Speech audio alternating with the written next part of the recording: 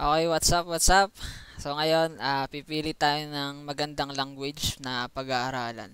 Pero dito sa playlist na to, sa gagawin ko, Python yung aking gagamitin kasi para sa akin yun yung pinaka simpleng language. Pero halos lahat kasing mga language na to, mga programming language, pare-pareho lang sila na may sa simula, kailangan nyo alam yung mga for loop, if else. So parang yung fundamentals ng programming. Nag-iiba-iba lang sila yung dun sa pinakagamit niya pag parang nagda-dive na kayo, da-dive in na kayo sa pag marami na kayong naaral. Yun. So may iba't iba siyang use. Kuwari ito, C++ yung aming unang language. So hindi ko alam na C++ pala siya ay yun. Sa game development, kung gagawa ng laro C++, sa desktop, pwede din C++ dito. Embedded systems, programmer. Ito yata yung mga chips, no? Mga pinoprogram nila na mga chips. Ano? Tapos, yung second namin ay nag-Java kami. Parang doon medyo nagkaka-idea na ako na ang Java ay maganda siya pag gagawa ng desktop na application. So, kung gusto niyo magawa ng desktop na application, ang i-focus niyo na language ay Java. So, ano pa ba? So, ngayon, Python, para sa akin, Python yung pinakamadali na aralin. Tsaka, parang mas maganda dun ka mag-focus. Hindi mo man kailangang aralin lahat.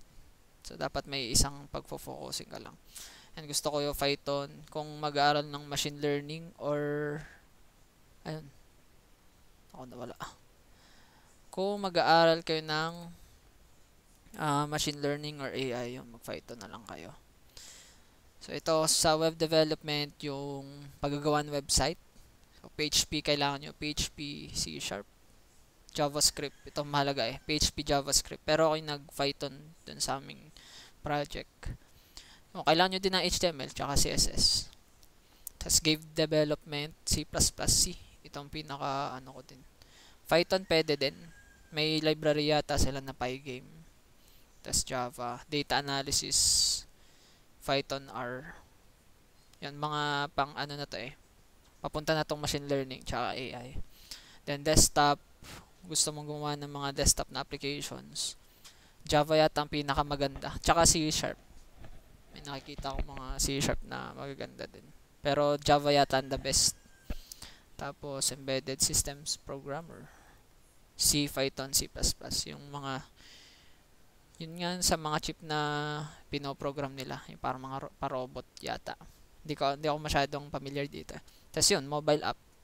Kung gagawa ka ng application sa cellphone, ito mga gagamitin mong language. Kotlin, parang ito yung ano ngayon, sikat ngayon. Kotlin. Pag Swift yata ay pag sa Apple. So yun, pwede din sa Python, Java. Java din pwede. So yun, kung bahala kayong pumili ng inyong language. Pero para sa akin Python, the best ang Python. Marami kayong malalaman sa Python. Napakalawak ng kanyang mga nalalaman, mga libraries, ang dami niyang libraries. So yun.